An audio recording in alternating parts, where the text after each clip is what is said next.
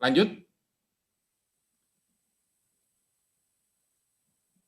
Nah, sekarang kita lihat kasus Sulawesi Tenggara.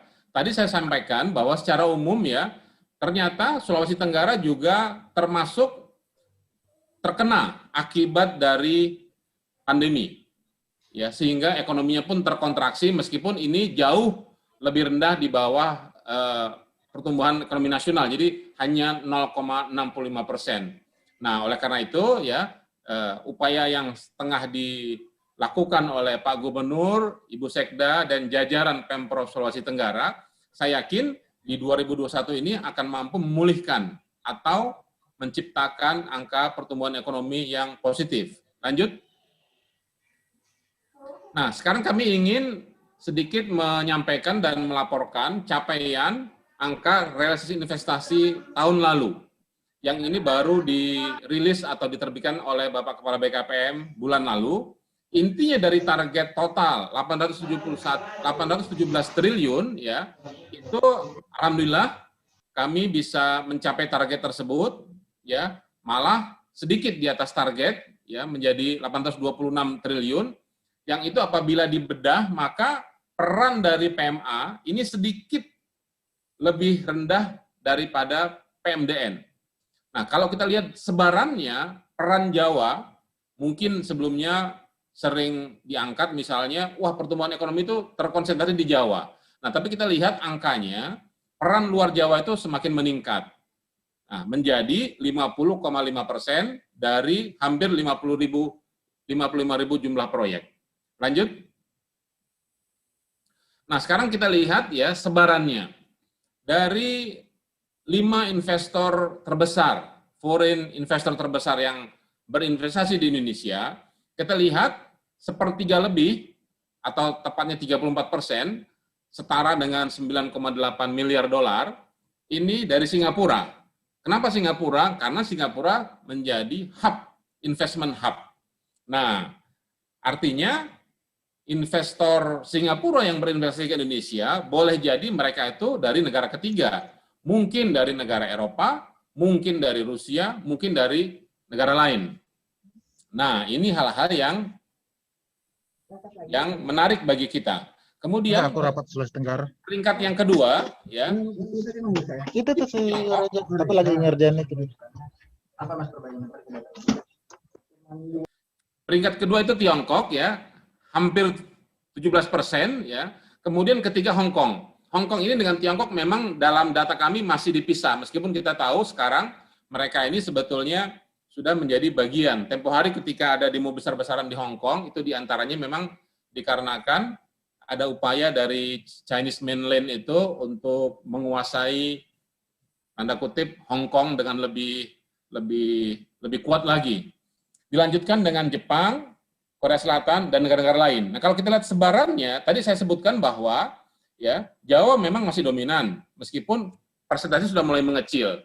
Nah, kalau kita lihat sebarannya, seluruh Sulawesi itu total 71,8 triliun, itu setara dengan 8,7%. Kalau kita lihat lebih dalam lagi, nanti kita akan pindah ke slide berikutnya. Lanjut.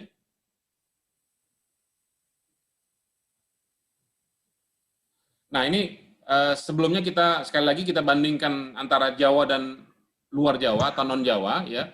Jadi perbandingannya sudah semakin mengecil. Demikian pula perbandingan antara PMA dan PMDN semakin mengecil. Jadi sudah mendekati kondisi yang ideal demikian. Lanjut.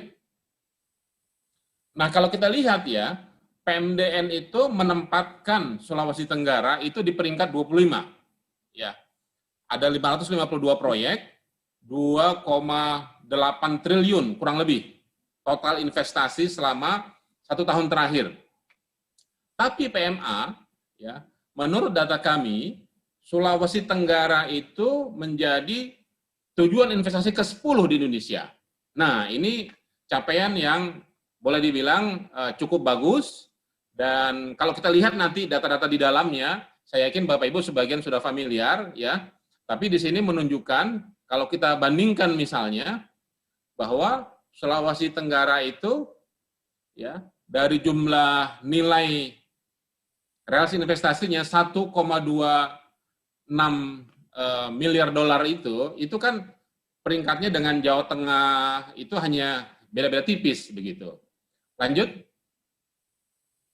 Nah, kalau kita lihat ya, dari jumlah tersebut, sektor apa? Saya yakin Bapak Ibu di Kendari, di Sulawesi Tenggara sudah sangat paham, ya, bidang usahanya, sektornya, dan sebagainya. Jadi secara umum, industri logam dasar, barang logam, ya, kan kita tahu di sana ada smelter, yaitu nilainya sangat besar, diikuti dengan sektor transportasi, gudang, telekomunikasi, dan lain sebagainya. Nah, kemudian kalau kita masuk di PMDN, ya, itu bidangnya tanaman pangan, perkebunan, peternakan, perannya lebih tinggi, jauh lebih tinggi, hampir 3 kali lipat dibandingkan dengan sektor listrik, gas, air, dan lain sebagainya. Lanjut. Nah, sekarang kalau kita bedah lebih mendalam lagi, distribusi atau sebarannya, maka Kabupaten Kendari itu ada di peringkat pertama. Dilanjutkan dengan Kota Kendari, Palaka, Konawe Utara, dan Wakatobi. Sementara untuk PMDN, ya berbeda lagi nih. Ada Bombana di situ, ada Kota Bau-Bau, ada Kota Kendari, dan sebagainya. Artinya relatif tersebar dengan merata ke seluruh pelosok atau wilayah di Sulawesi Utara. Artinya tidak terkonsentrasi hanya misalnya di satu kota atau kabupaten tertentu. Lanjut. Nah, sekarang kami ingin menyampaikan bahwa secara nasional ya, 5 tahun lalu target kami itu dalam menjaring investasi global itu ya, itu 3.381 triliun selama 5 tahun periode sebelumnya.